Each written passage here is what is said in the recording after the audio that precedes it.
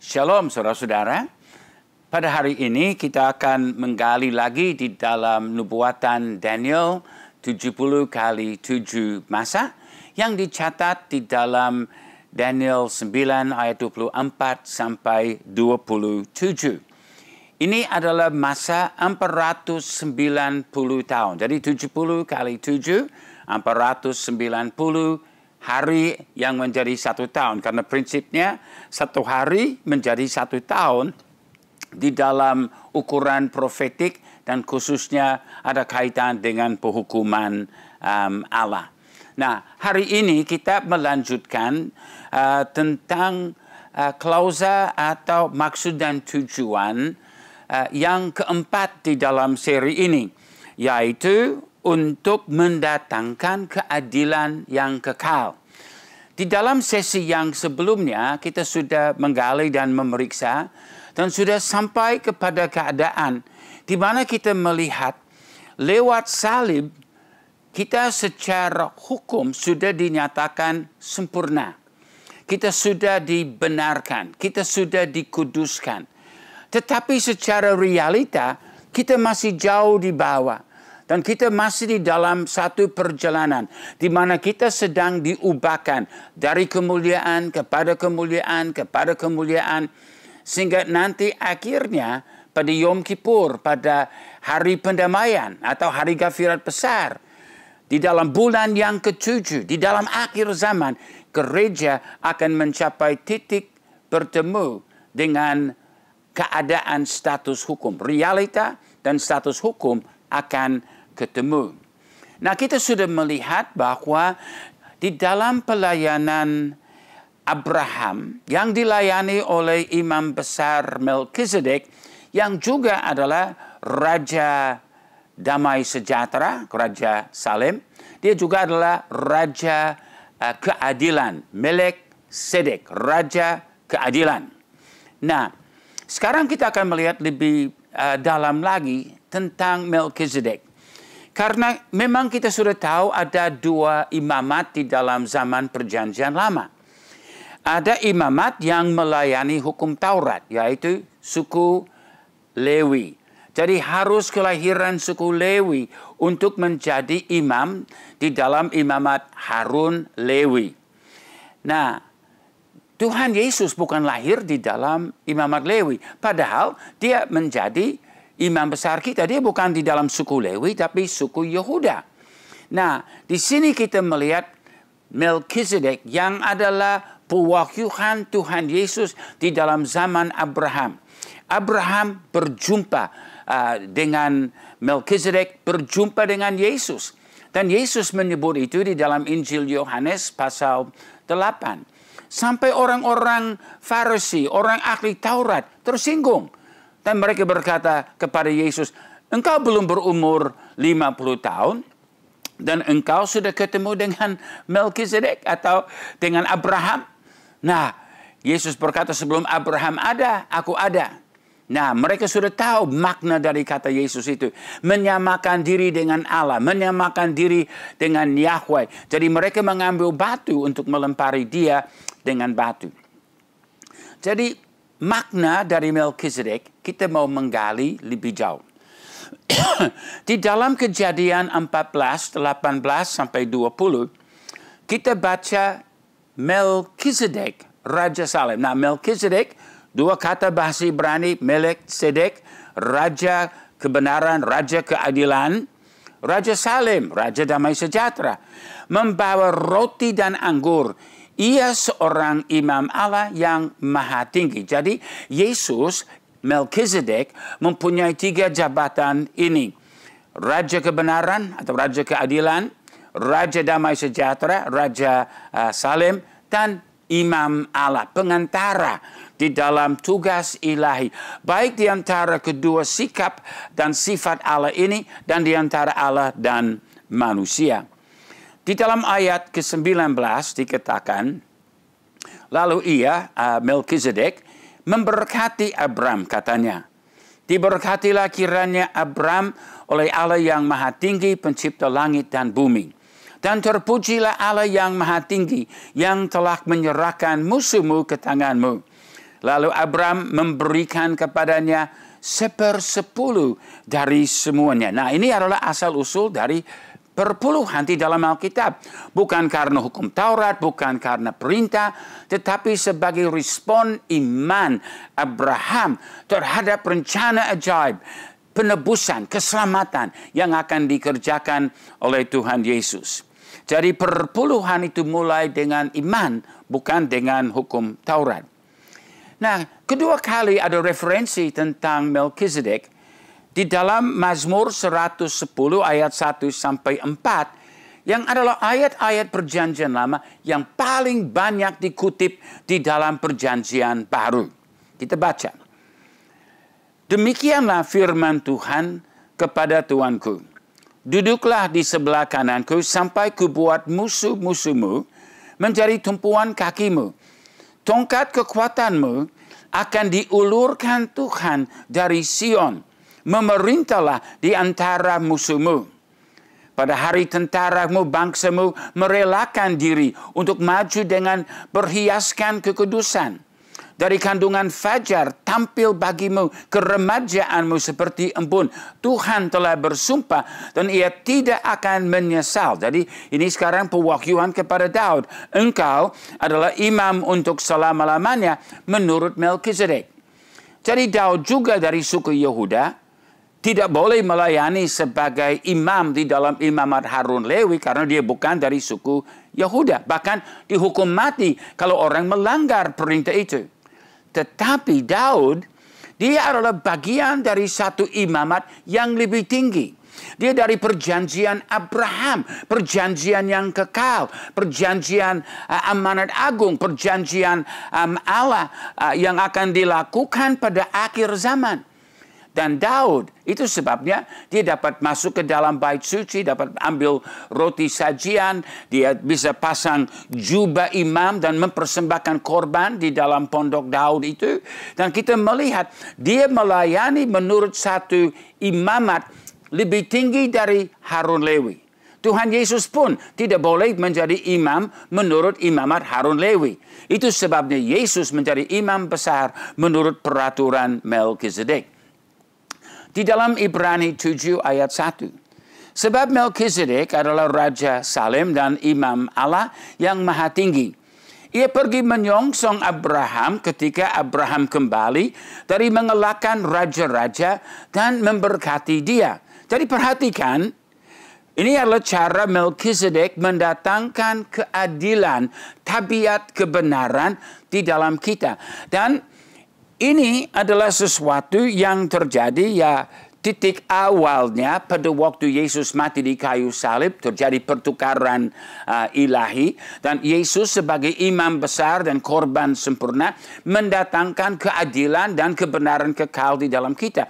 Namun belum juga lengkap secara sempurna karena harus ada keadilan dicurahkan di atas bumi. Bahkan ada proses mulai dari salib dan berjalan terus sampai di akhir zaman ketika gereja Tuhan akan menjadi serupa dengan Kristus. Di dalam gambar yang kita melihat ditampilkan, kita melihat Melkisedek dengan ketiga jabatannya. Raja keadilan, Raja damai sejahtera, Imam Allah. Nah, hal ini penting sebab Raja keadilan menuntut penghakiman. Dosa harus dimusnahkan. Yehezkiel 18 ayat 20. Nyawa yang berbuat dosa itu harus mati. Tetapi Raja damai sejahtera, dia menuntut perdamaian, pengampunan, rekonsiliasi. Ini adalah tabiat kemurahan Allah dan kasih Allah. Dan eksistensi dosa membuat satu keadaan tegang di antara kedua sifat Allah ini. Dosa harus dimusnahkan, tetapi Raja damai sejahtera mau menyelamatkan orang berdosa, mau supaya terjadi perdamaian, mau supaya ada keselamatan, ada perubahan, ada pengampunan. Bagaimana mungkin hal ini terjadi? Ini adalah keadilan Allah yang ajaib. Allah pencipta langit dan bumi. Allah yang pencipta manusia. Mengasihi manusia.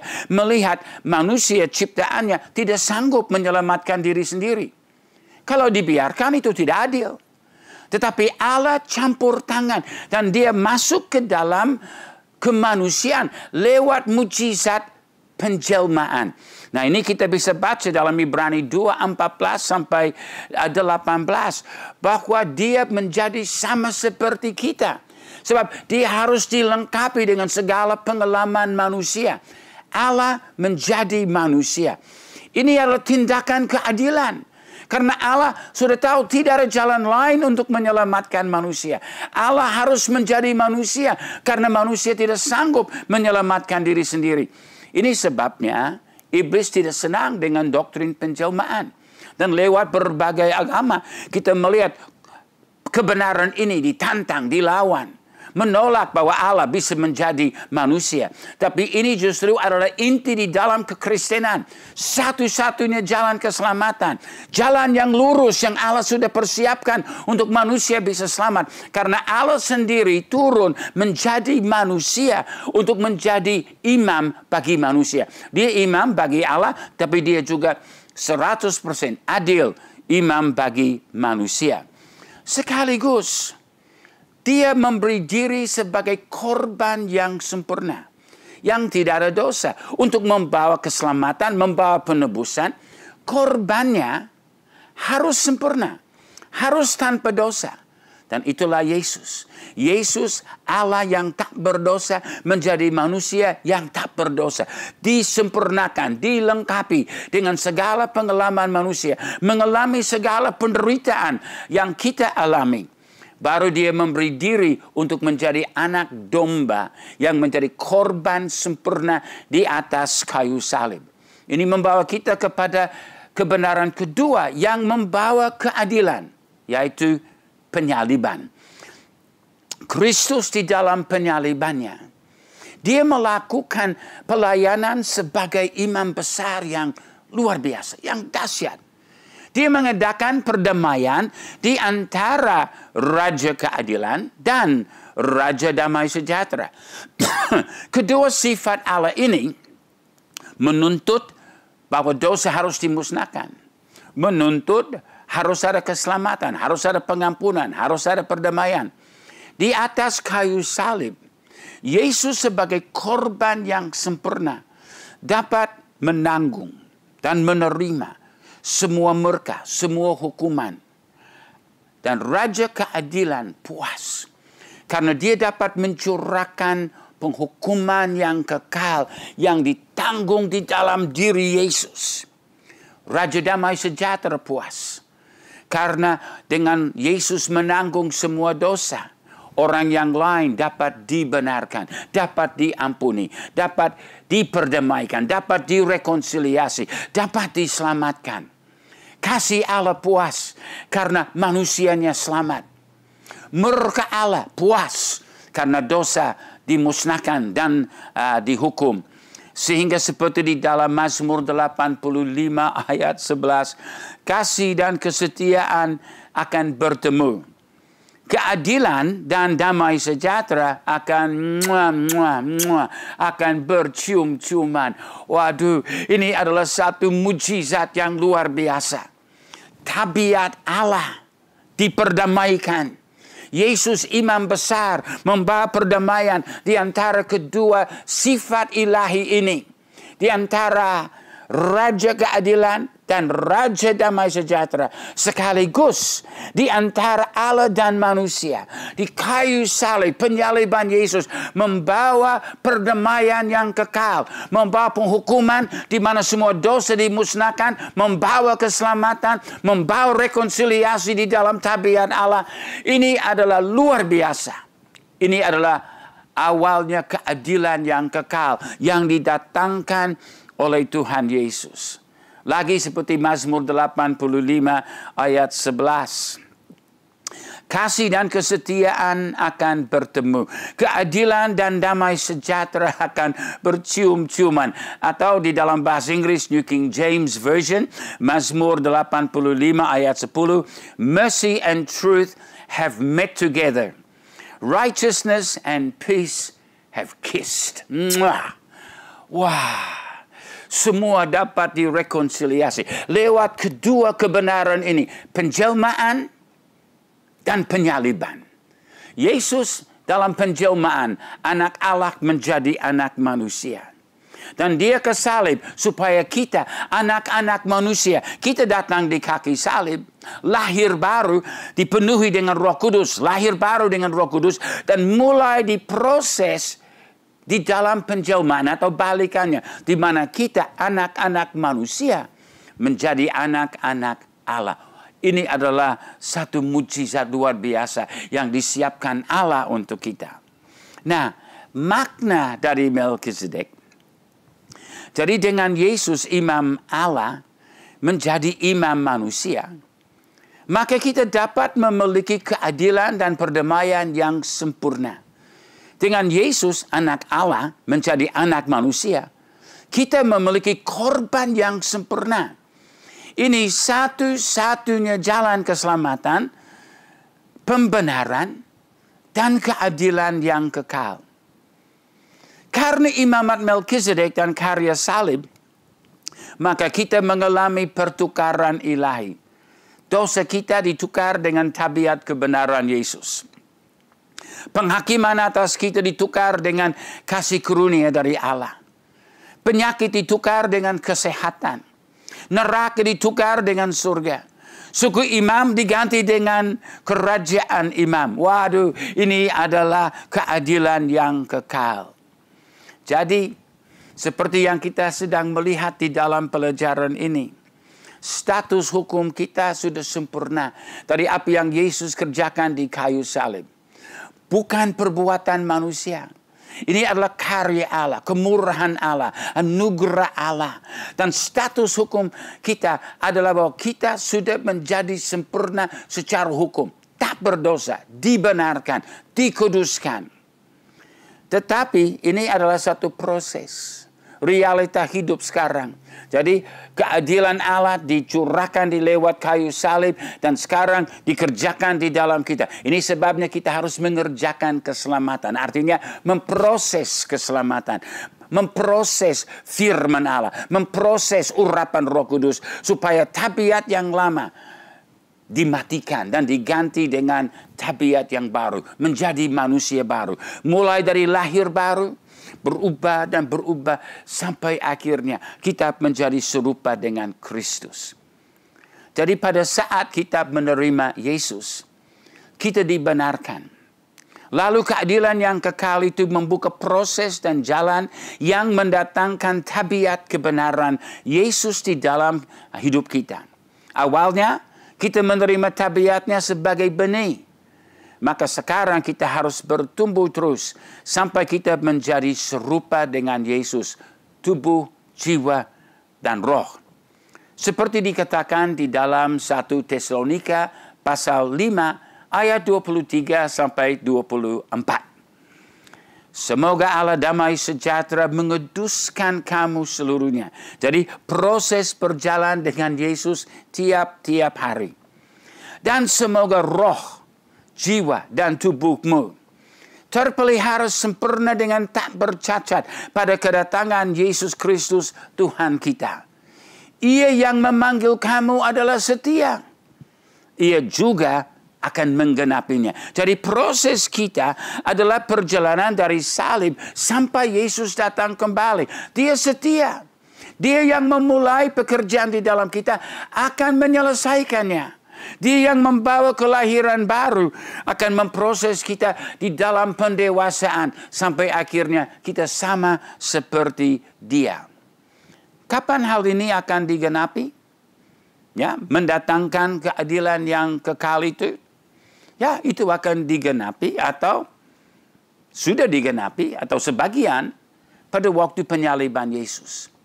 Karena waktu Yesus mati di kayu salib, ini adalah keadilan yang dibawa oleh Allah. Aduh, neraka kita diambil, diganti dengan surga. Ketidakmampuan kita diganti dengan kemampuan Allah. Ini adalah keadilan Allah. Sekarang diproses. Sampai akhirnya kita juga menjadi seperti Yesus. Dan akhirnya keadilan yang kekal terjadi dengan berkat Tuhan dicurahkan atas kefasikan. Jadi klausa yang keempat ini sudah mulai digenapi di kayu salib, tapi diproses sampai Yesus datang kembali. Di dalam Daniel 9 ayat 24, kita melihat ayat ini yang menunjukkan 490 tahun telah ditetapkan untuk melenyapkan kefasikan, mengakhiri dosa, menghapuskan kesalahan, mendatangkan keadilan yang kekal. Nah, kita sudah pelajari keempat hal ini. Yang pertama dan yang kedua belum digenapi. Nanti waktu Yesus datang kembali. Yang ketiga itu terjadi di atas kayu salib. Yesus menghapus segala kesalahan kita. Yang keempat mendatangkan keadilan yang kekal. Ya, sebagian sudah digenapi di kayu salib, tapi masih diproses. Nanti selesai digenapi waktu Yesus datang kembali. Nah, sekarang kita mau lanjut kepada yang kelima dan keenam. Menggenapkan penglihatan dan nabi, mengurapi yang maha kudus. Jadi ada 6 maksud, kita sudah mempelajari 4. Nah, sekarang kita datang kepada yang kelima, menggenapkan penglihatan dan nabi. Dan ini harus digenapi di dalam periode 490 tahun yang kita sudah bahas. 70 kali 7 masa itu. Apa nubuatan dan penglihatan sudah selesai digenapi? Belum. Masih banyak yang belum digenapi. Dan itu baru akan digenapi dengan sempurna, dengan lengkap pada waktu Yesus datang kembali di akhir 3,5 tahun zaman aniaya besar atau zaman antikristus. Jadi dalam Daniel 9:24, 70 kali 7 masa telah ditetapkan atas bangsamu dan atas kotamu yang kudus untuk menggenapkan penglihatan dan nabi. Nubuatan ini hanya akan digenapi bila mana pesan dari para nabi, semua nubuatan dan penglihatan sudah digenapi. Jadi hal ini adalah sesuatu yang masih berjalan. Masih banyak yang belum terjadi, belum digenapi. Nah, penggenapan nubuatan-nubuatan itu merupakan persyaratan untuk kedatangan kembali Yesus. Yesus hanya akan kembali bila mana semua yang Allah janjikan dan semua yang sudah dinubuatkan sudah genap. Misalnya, firman Allah sudah menubuatkan bahwa Injil harus diberitakan di seluruh dunia kepada setiap suku bangsa. Baru akhir zaman akan tiba seperti Yesus katakan di dalam Injil Matius 24 ayat 14. Injil kerajaan ini akan diberitakan di seluruh dunia menjadi kesaksian bagi semua bangsa. Nah, kata bangsa dalam bahasa Yunani adalah ethnos, artinya suku. Jadi semua suku harus mendengar Injil. Sesudah itu barulah tiba kesudahan. Nah, banyak orang yang berkata, mungkin Yesus mau datang sebentar malam. Belum, saudara-saudara. Yesus belum akan datang untuk kedua kalinya nanti malam. Kenapa? Karena masih banyak nubuatan yang belum digenapi. Kalau dia mau datang sebentar malam, jangan-jangan datang untuk saudara secara pribadi. Mungkin waktu umurmu sudah genap dan sudah mau dipanggil pulang. Tapi kedatangan kembali umum Tuhan Yesus Kristus akan terjadi tepat pada waktunya. Bukan pada saat-saat ini. Bukan sebelum terjadi aniaya besar yang 3,5 tahun masa antikristus. Tidak. Yesus akan kembali di akhir 3,5 tahun aniaya besar itu. Dan akan memusnahkan kuasa kegelapan. Akan membuang antikristus dan nabi palsu ke dalam laut api. Akan menangkap setan dan penjarakan dia selama 1000 tahun. Baru sudah genap, saudara-saudara. Dalam Kisah 3 ayat 21. Kristus itu harus tinggal di surga, ya. Bukan Kristus harus cepat datang, enggak. Bukan Kristus, mungkin sebentar malam. Enggak. Kristus itu harus tinggal di surga. Berapa lama? Sampai waktu pemulihan segala sesuatu. Seperti yang difirmankan Allah dengan perantaraan nabi-nabinya. Jadi ada banyak nubuatan yang harus digenapi. Baru Kristus akan datang kembali. Nah, di sini Saya akan memberi saudara daftar dari 18 hal yang harus digenapi sebelum Yesus datang kembali. Nah, 18 hal ini, dan mungkin ada lain lagi, saudara bisa menggali, saudara bisa membaca, dan saudara akan melihat ada banyak hal yang harus digenapi sebelum Yesus datang kembali. Yang pertama, Injil harus diberitakan di setiap suku bangsa. Matius 24:14.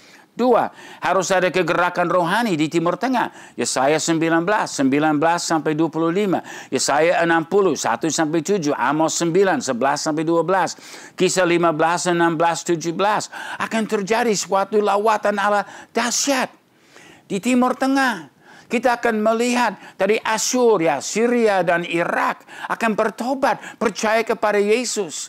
Mesir akan bertobat dan percaya. Israel akan bertobat dan percaya. Dan mereka semua akan menyembah Yesus bersama-sama dan mengakui Dia sebagai Tuhan.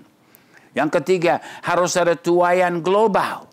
Matius 13, 37 sampai 43. Matius 22 ayat 2 sampai 14. Wahyu 5 ayat 9. Wahyu 7, 9 sampai 10. Jumlah orang dari setiap suku, kaum, bangsa, dan bahasa dengan jumlah yang tak terhitung banyaknya. Tuaian besar harus terjadi sebelum Yesus datang kembali. Yang keempat, Yerusalem tidak lagi diinjak-injak oleh bangsa-bangsa. Nah, itu dari yang non-Yahudi. Lukas 21 ayat 24. Ini adalah tanda yang Yesus sendiri berikan. Yang kelima, kota Yerusalem, umat Yahudi, sudah siap menerima dan menyambut kedatangan Yesus sebagai Mesias.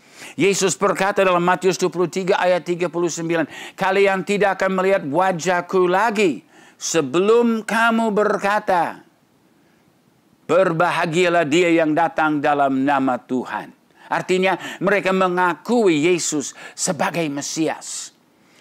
Di dalam bahasa Ibrani dikatakan Baruch haba beshem Adonai. Ini adalah pengakuan, sambutan Mesias yang akan dilakukan oleh orang Yahudi menyambut Yesus di dalam kedatangannya. Yang keenam, harus terjadi berbagai pengkhianatan. Markus 13:12. 7. Tubuh Kristus harus bersatu dan nyata serupa dengan Yesus. Penuh kemuliaannya. Pentabisan rumah Tuhan harus terjadi. Yohanes 17:20-23. Dari doa Yesus harus dijawab. Harus dikabulkan.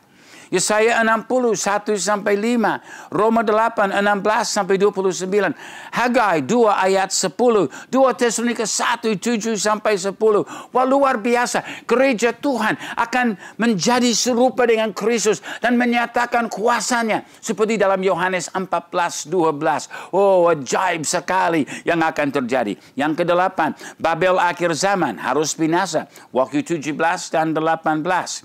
Yang kesembilan, harus terjadi murtad yang besar. Bahkan sampai 1/3 akan murtad. Lihat di dalam 2 Tesalonika 2 ayat 3. 1 Timotius 4 ayat 1-3. Wahyu 12 ayat 4. Yesaya 9 ayat 14. Boleh juga ditambah Zakaria 13 ayat 8 dan 9. Waduh, luar biasa. Yang ke-10. Antikristus harus dinyatakan lebih dahulu dan memerintah selama 3,5 tahun dan menginjak-injak Yerusalem dan orang percaya. 2 Tesalonika 2, 1-3, Daniel 7:25, Wahyu 11, 1-2, Wahyu 13 ayat 5. Jadi sebelum Antikristus nyata dan memerintah selama 3,5 tahun, Tuhan Yesus belum datang kembali. Jadi di manakah saudara selama 3,5 tahun itu? Nah, ini hal yang penting juga. Yang ke-11, berbagai bencana dan malapetaka harus terjadi di seluruh bumi. Wahyu 6, Wahyu 8, Wahyu 9, Wahyu 15, Wahyu 16. Berbicara tentang bencana-bencana dan murka Allah yang akan dicurahkan di atas muka bumi menjelang kedatangan kembali Tuhan Yesus. Jadi siap. COVID-19 itu belum apa-apa ketimbang dengan api yang akan datang. Tapi untuk orang yang percaya, yang bertumbuh, yang menggenapi rencana Tuhan, yang mengalami keadilan Allah, yang mengalami proses di mana kita diubahkan untuk menjadi serupa dengan Kristus.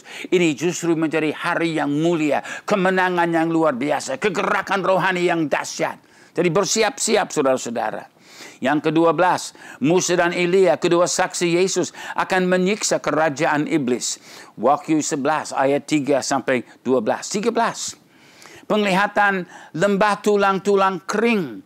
Dan kedua lembar papan harus digenapi. Yeskiel 37. Roh Allah akan bekerja. Dan api yang mungkin kelihatan umat yang sudah mati akan bangkit kembali.